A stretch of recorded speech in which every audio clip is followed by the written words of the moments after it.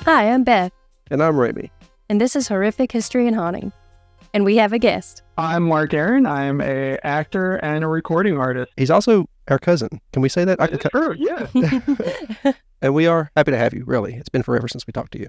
I know it's great to be here today. I'm good to catch up. Life gets pretty crazy. It does, especially the last few years. Yeah. Beth, what are we talking about today exactly? We are talking about haunted tunnels and bridges. Okay. Oh, I do love that topic. Yeah. I've never been to that one that's nearby. Well, then we'll have to drag you along next time. You all went through it? Yeah. Well, Yeah. If we're talking about Sensible. then yes. See, I had no idea. I Beth knew. and I Go on. was going to say Beth and I, years ago what was that? Was that 2011, maybe 2012? Probably in that time, yeah. Yeah, it's been a decade. I definitely remember going there a few times in high school. Yeah. I went with a few friends after without you, and a car tried to run us over. Oh, That does not surprise me. I think I did hear that, but I couldn't even remember what it was called. The only tunnel I remember is the natural tunnel. Oh, yeah. Yeah. I don't think that one's creepy like the Sensible Tunnel, though. No. The creepiest thing about it is the ski lift type thing you get to it with. And that's if you're afraid of high spaces in the dark. Yeah. I kind of don't like high spaces, but I can tolerate them. I don't handle them well at all. After I almost walked off a fire tower that time, I just didn't know it was a cliff there. I'd never been there before. I just kept walking, and then I found myself on a cliff on Halloween night. Good Lord. That could have been tragic. Fun fact, if you Google fire towers in your area, it'll link up with the Google Maps, and it'll map out all the locations of fire towers around you.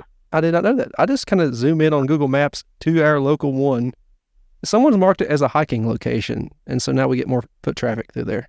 Yeah, I found it at the start of the summer. I started going to old abandoned fire towers to climb, and Google Maps just synced all of the locations up. I've seen YouTube videos of people going to national park fire towers, the few that's still left, the one that's still manned, and all that stuff. And I didn't know. I figured Google would eventually start marking them as destinations. Oh yeah, there's a whole pattern of them. It's pretty crazy. There was a time when we thought that it was important to stop fires near the sequoias, and they stopped growing as well for so long because we shouldn't have stopped the fires near all the sequoias. I mean, fire essentially burns the soil and it helps regrowth for a lot of the wildlife out there. Yes, So it's very useful, especially in certain areas like that. And of course, for us, it's horrible. Anyway, we have digressed quite a lot, I think. We have started talking about from tunnels to fire towers. Usually you can find them in the same areas, I guess. and most of the time, both are abandoned or they have that empty filling. So I mean, And if you're, it's a good sidebar. yeah, and if for some reason you're walking through one, it certainly isn't a road at the moment. Yeah, no. Not if You you just hope you make it to the other side. Yeah, it's like a railroad bridge. You don't want to be on one of those. Exactly. But what is the name of this one, Beth, again? Sensible Tunnel, is that how you pronounce it? Yeah, so it's named after Edward Sensible, Yes. who built it in the early 1920s. So I'm guessing it's coming up on its centennial if it hasn't already. I didn't even know what we were doing, so I can't give any input on this. Well, that's okay. That's. I guess you're along for the ride. I normally am. Did you know there's actually 3 versions of the legend of Sensible Tunnel? I did. I wanted to ask what your favorite version of the legend is. I didn't know. I don't know. I want to hope that he didn't go crazy and kill his family and that it was actually someone else. Yeah. It's more I find likely that that he is the one to have done it. absolutely. And for those that don't know about the legend, the 3 legends are the first one, which kind of popped up, was that he had invited a guest to come live with him. And when he found out the guest had started stealing family heirlooms and jewelry, he pulled a gun on the guy, and the guy took his baby, Sensible's baby, as a shield and ran towards the tunnel. And once escaping Sensible, he drowned the baby. And of course, the second more popular one is that Edward went crazy and massacred his family and left their bodies in the tunnel. And then they say that the third more realistic one is that Sensible lived in old age, never went crazy. His kids never died, but towards later life, teens would go into the tunnels and vandalize them and party and drink and stuff. And he didn't want it to be a haven for chaos, so he would hide on one end of the tunnel and make weird, creepy noises and try and scare them out. Well, it is vandalized, so that makes sense. Oh, it's definitely vandalized. I don't know which one y'all vote for. I think the most romantic one is the first one you told me. So, Romantic. Absolutely. not romantic. It's like the most, easily made into a story. We've got enough of these lunatics going crazy and killing their family stories. We need another heroic but failed one. Absolutely. And the third one is just kind of boring because, I mean, it seems the most natural. It does. I'm fine with the fanciful one. I'll tell it to one of my smaller cousins. And we're here for the scary side of things. We don't want the boring. We want something that's kind of spooky a little bit. Spooky or just downright hilarious because it's backwards.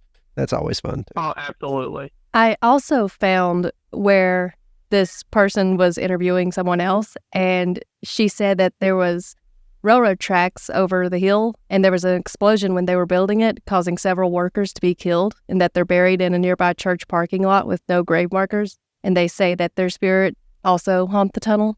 Well, I did not know that one, actually, and that's...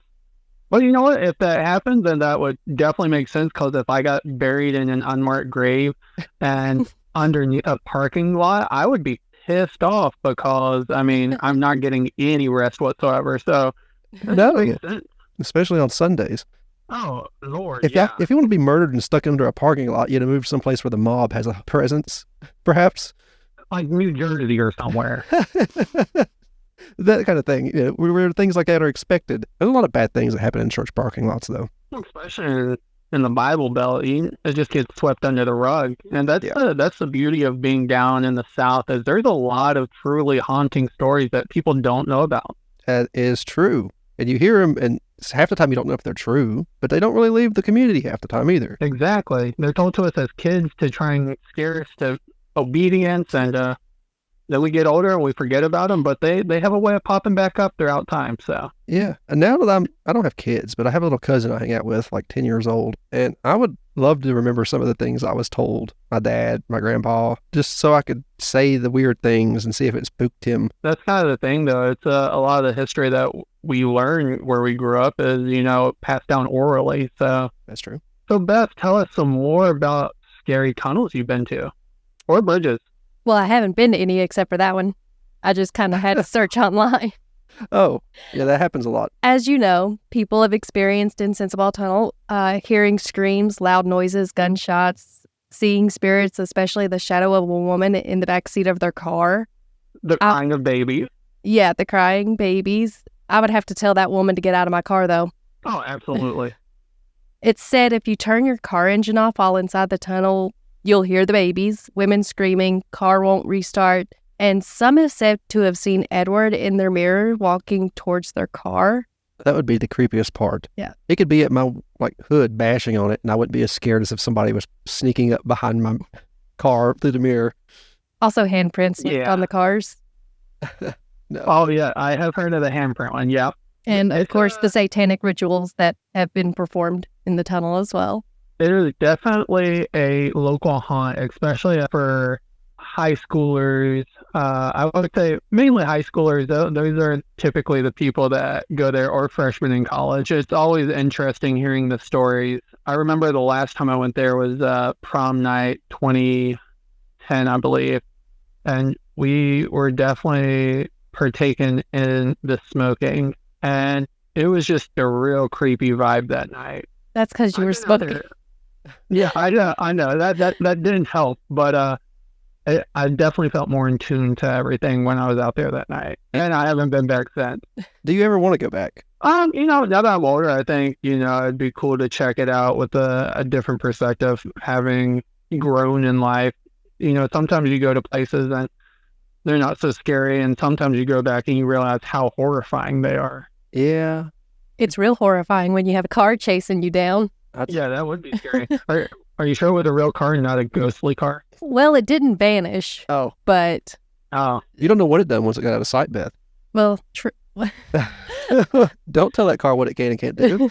I don't go anywhere at night much anymore. Like, even the fire tower. It's perfect time to, because everything's so hot now, you wouldn't want to walk up it. I should go out more at night. I thought that the world has changed so much, and just the 10 years that from like high school to where we're at now, I find that there's been a rise in crime even in smaller communities. So that makes going out to places like Sensible Tunnel and, fire towers, you never know who you're going to run into. And so I do caution people if they want to check out some of these local haunts is to go with a group of friends, because whether or not you believe in ghosts or whatnot, people are not always the best. And they do like to lurk around some of these places where they know that younger people are going, because it makes them an easy target. So That's the worst kind. That's half the reason I stopped going to fire tower in the middle of the day as well. absolutely, you just got to be cognizant of your surroundings. And even if nothing bad happens and you don't run into anybody, you got to go out there and you got to be safe anyways, because when you go out to these abandoned places, sometimes, you've got faulty construction because it was put together over 100 years ago. So there's like pipes and electrical and stuff that, it poses a hazard. So just use good judgment when you're visiting these places. Also, leave them in the condition you found them. Don't make them any worse. Don't vandalize so that somebody has to be at the other end of the tunnel just to scream at you and scare you anyway. Exactly. I know some of the places I've visited aren't safe. Even just the abandoned houses. Imagine what's falling from the ceiling on you when you're walking through. Yeah, the mold, Asbestos. there's so much. I mean, Yeah, the tunnels, that's particularly dangerous.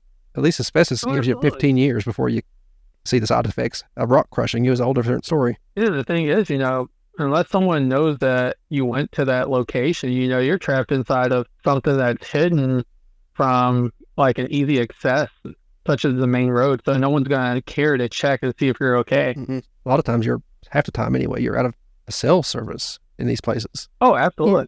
Especially in a tunnel. I mean, you got to imagine that cell service isn't going to get through, or that signal is not going through that concrete barrier. And we say that stuff now because it makes sense to us. But when we were younger, it's like, okay, but I'll be fine. What are you talking about? So, yeah. Exactly. I remember when people would say, when you're older, you'll understand. Yeah. And now I I'm don't like, realize. how am I alive? Yeah.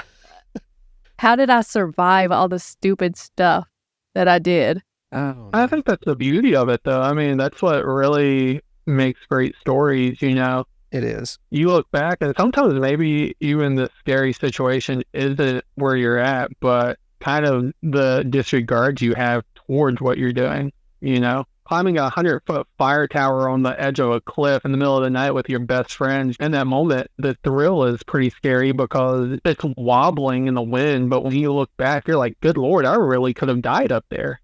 Yeah. As you go in the daytime and realize where you were, or even if you do it at daytime, that is just terrifying. When you get up there, the worst case scenario, other than falling and dying, is getting up there and not being able to get back down. That would be Oh, me. absolutely. Because that would have, yeah. That would be me. I would get to a certain point.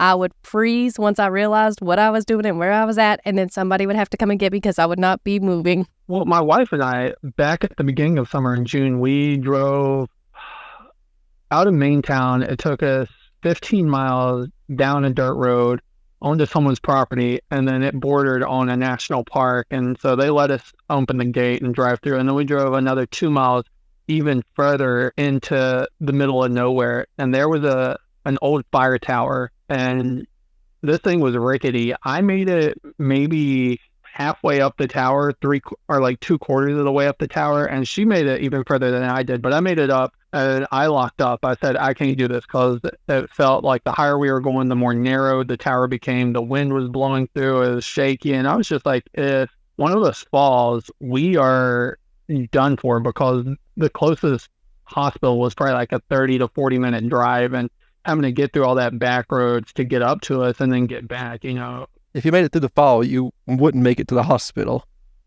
Exactly. And that's how a lot of these locations are. That's why they are abandoned and people like to visit, though.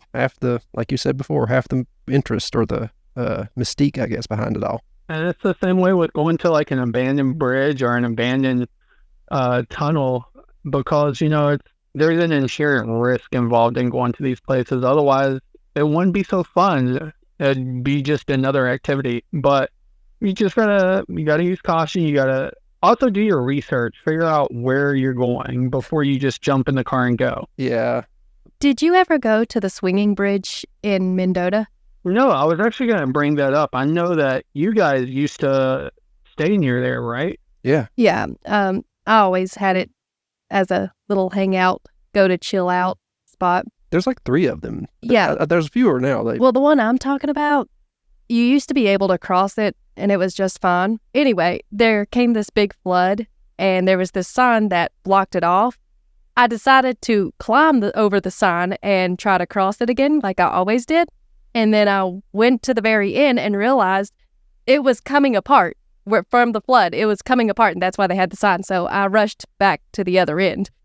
I bet your heart was racing. Oh, yeah. Because it was still kind of flooding. Like, the water had went down, but there was a whole tree that had knocked into the bridge on the other side. Just saying, you can no longer cross that bridge. They never fixed it.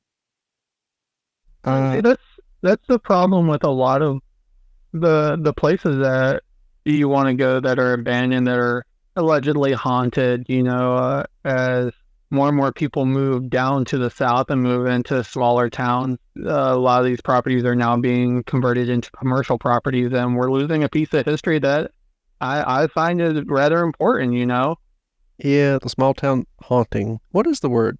I call it a small town haunting, yeah. Yeah, okay. I was thinking it sounded right, but it also sounded wrong. It's where the kids go to haunt.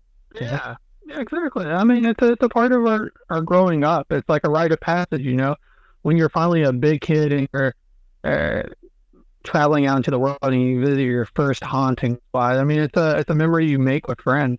I miss mine. I think back on them and all the stuff I used to do, and I don't hang out with half those people anymore, More than half. Most of them are just not around me. Yeah, life happens. We all get pulled in different directions, but those little moments where we're at a location, in a sense, lives on forever because we were there. Yeah, I know how the feeling is. I pass places all the time. I feel like a grandpa. Like when I'd ride around with my grandpa, and he would tell me about things he used to do when he was younger in places.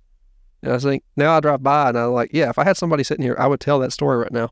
That's kind of sad that you don't have somebody sitting there to tell a story. They moved out. Maybe you should get a dog. Maybe. I will say one thing about growing up near the Appalachians is there's a lot of really cool places to check out, not just in southwestern Virginia, but, in Kentucky and eastern Tennessee, West Virginia. There are a lot of really creepy places. Ohio. Oh, absolutely. Yeah. I imagine because you got all these coal mines and all these old buildings that were built, and just like the stories that are involved and the mental asylums that scatter across the land. It's just it's rather fascinating stuff. I have like a 1.5-day road trip planned on Google Maps all around West Virginia. And go to Point Pleasant to see the Mothman. I'm going there September 17th with my aunt on Are you going to the festival? Yeah, she invited me. I'm always mentioning it, and then she finally Googled it. She remembers when the bridge collapsed. Then she was Googling it after I mentioned going there once and realized how close it was to her. Oh, yeah. Yeah, the bridge collapsed, but people said they thought they saw the Mothman on the bridge, and that is September 17th. I might actually make that trip as well. I'll let you know where we are if you would like to see us while we're there. We should be going. Glad I'm getting invited. Kathy would happily take you.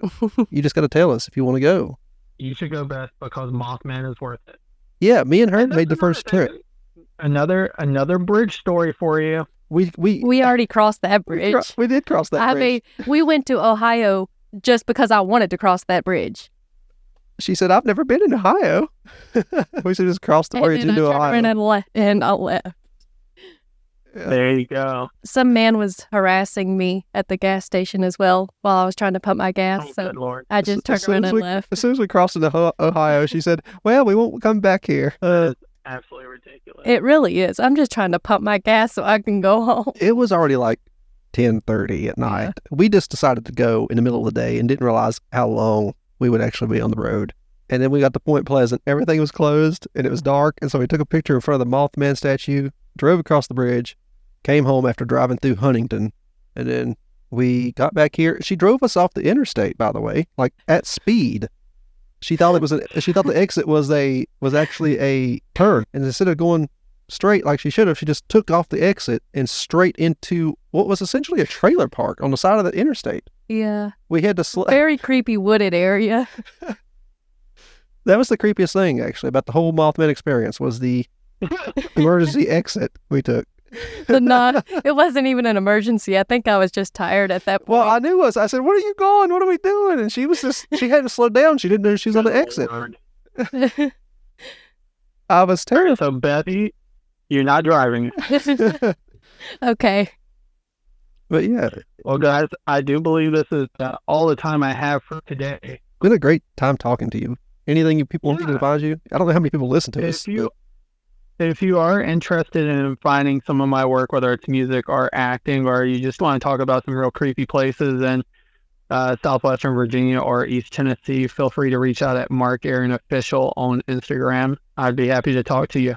And as always, it's a pleasure again to catch up with both of you. And I love this podcast. So. Well, thank you. Thank you.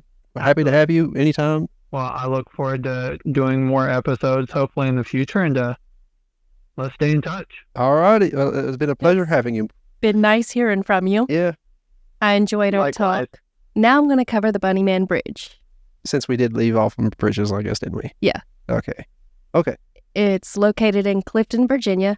Oh, and Sensabaugh Tunnel is actually located in Kingsport, Tennessee, because I don't know if that part got mentioned. We didn't even mention. Yeah. This was an unhinged episode. I got It was distracted so badly earlier today. Yeah. And I've been out of it for over a week now, so this is just bear with us. He's gonna think we're the worst hosts ever. We are so sorry. It's okay. I haven't felt the best, so doing the best I can. I'm apologizing to Mark, not to you. Oh. Okay, go on. Okay, then. I don't have no reason to apologize to you. I've been doing good. Bunnyman Bridge's real name is Colchester Overpass. What a name. Yeah. It's said that there are over 50 versions of the Bunnyman legend. Okay. Is it good? Is it a good legend? It's like not depressing. I did not write down all 50 legends, so I don't know. I didn't get to see all 50 legends. The most of what I saw is what I wrote down. One of them is a group of convicts escaped when the bus transferring them crashed. Most were found dead, were recovered, but two escaped.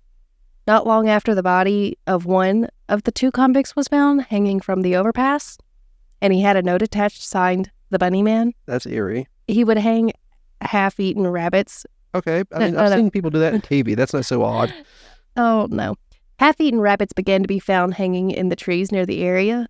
The killer was cornered but hit by a train before they could capture him. It's said that one year on Halloween, he confronted some kids hanging out near the bridge. He killed them and hung them on the bridge next to the half-eaten dead rabbits. Oh my goodness. I've heard of this. I think it's even showed up in video games. Mhm. Okay. I'm pretty sure it has. The second legend is prisoners of a nearby insane asylum escaped and is said to have attacked people with an axe or hatchet. The attacks are said to have happened at midnight on Halloween at the bridge. Oh, well, I was at a fire tower on Halloween on midnight and did nothing but almost walked off a cliff. I would have started your ghost story. You would have done it. You'd have like, oh, he haunts this place. Oh, I hope I was a good haunt. He just shoves everybody off the cliff. Yes, don't get near the cliff, children. You can go visit the fire tower because we know you're going to anyway, but don't get near the cliff. I would be a warning. There's also reports in the 1970s of a crazed man in a white outfit, which could have been a bunny costume or a KKK outfit. It's said that he would harass and threaten people for trespassing on his property. He's said to begin throwing hatchets, and nobody was convicted of this, but it could be the source of how the Bunnyman story became Okay. to be. Burke, Virginia Air Force Academy cadet Robert Bennett reported to police that a man in a white bunny suit yelled at him and his fiancée for being parked on private property. Can you imagine someone coming up and saying that? Oh, no. Imagine saying it, but imagine it happening to you. I'm looking at my grandma's white furry jacket that I use as a sound barrier in this room, and you were talking about a white bunny suit, and I'm like, all I need to do is put this It's on. probably made out of a bunny or bunny. I don't know. Multiple bunnies. She liked it, though. I got a lot of pictures of her wearing it. Yeah. He said that the guy yelled that he had their tag number and then threw a hatchet through their car window and then skipped into the bushes. Imagine filing that police report. Oh, I'd love to see it. 2 weeks after Bennett's report on the same road, another rabbit showed up and was vandalizing a new and unoccupied house. Are you kidding? He was taking an axe to the front column. Phillips, a security guard for the construction company, reported that a Bunnyman said, "All you people trespass around here." Bunnyman. Where did this guy come from? The Rabbit Man threatened to bust his head open as he tried to talk to him to calm him down. Oh. The Bunnyman was gone by the time Phillips went to get a handgun. Uh-huh. He needs to get a hunting dog is what he needs.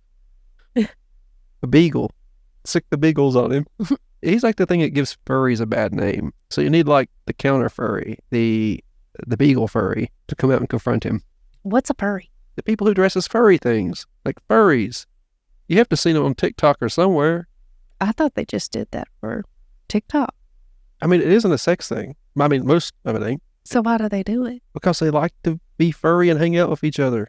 Like groups and conventions of people dressed in furry outfits. Sure, go for it. They look like that's what you want to do. Cats, dogs, I don't know, dragons. I've seen a lot of furry. Dragon's not furry. No, but they do make furry-looking dragons costumes for folks. These things cost in the thousands of dollars. Oh, no. It's a lifestyle you choose. I mean, if that's what makes them happy, go. I mean, I don't know if they it. choose it. I don't want to assume. Maybe they just had the calling. I don't know. Someone who called himself Axeman called the construction company King Park West Subdivision and accused them of dumping tree limbs and construction debris on his property. After this whole incident, Yeah. one theory is that a young man saw his rural farming community of Fairfax was being changed so much, and he decided to try to scare people away Yeah, you get them. with a hatchet or axe while wearing a bunny suit. Okay, that's a little bit excessive. Where did this idea come from? I don't know why a bunny would be so scary. Where I haven't felt well since I got back from vacation, my throat is starting to bother me, so we're going to make this a 2-part. What's the next part's about? More haunted bridges. Okay. Probably more bridges. If I can find some tunnels to throw in there, I will definitely do that, but probably just bridges from what I can find. Alrighty. I have an email if you would like to contact me for ideas for future episodes, or if I've made a mistake and you want to respectfully let me know. The email is horrifichistory.hauntings@gmail.com.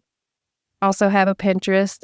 It's Horrific History and Hauntings as well, and I've got a few things saved on it that are interesting or some good pictures to look at Okay. based on the episodes, obviously, not of me. Yes, I understand. She's done some self-portraits that she wants you all to look. No, I'm not drawing. No. Our cousin, you should find his socials and follow him. He's a lot better than we are at this. Yes, he's a lot better, more interesting. Yeah. Like I said, he gave his information earlier in the episode, and if you got this far, you're bound to have heard it. We have a podcasting network this whole thing is part of. It's called Gruesome Gaming Group. You can find us at Gruesome Gaming G on Twitter, or X, I guess is what it's called now. You can zeet at us, is what it's called, or tweet at us on that. We have a TikTok by the same name, Gruesome Gaming G. Also, I know we have a Threads account under Gruesome Gaming G1. What's a Threads account? Threads is like Instagram's Twitter. They made a new app, and it's so close to Twitter that Twitter has sued them. But it's ran by Meta, so even Elon can't stop that. You need to try it. It's really good. It's simpler too. We have 2 other podcasts on the network. One is called Leveling Duo. It's a podcast where my friend Dakota and I talk about video games that have made us what we are today, or things that we're just enjoying at the moment. Sometimes we cover tabletop role-playing games, which also leads us to Brother Knows Quest, another podcast I do with my sister over here, Beth. Yeah, it's where I take a random tabletop role-playing game off my shelf and take it to my sister, tell her about it, some of the setting, maybe some of the characters you can play as, see if she likes it, and she tells me what she thinks about it at the end. I'll leave a link to all that in the description of this episode. Also, if you want to leave a review on our podcast, feel free to do that. We would never ask for it until the last 2 episodes, and now I realize we haven't been asking for reviews. Please leave reviews, even if they're bad ones, I guess. It'll let us know what's wrong. We'll try to fix it. If we do that, you can update it, I guess. Again, we appreciate our cousin coming on to talk to us. I've been Ramy. And I'm Beth. Thank you for listening to Horrific History and Hauntings. Bye-bye.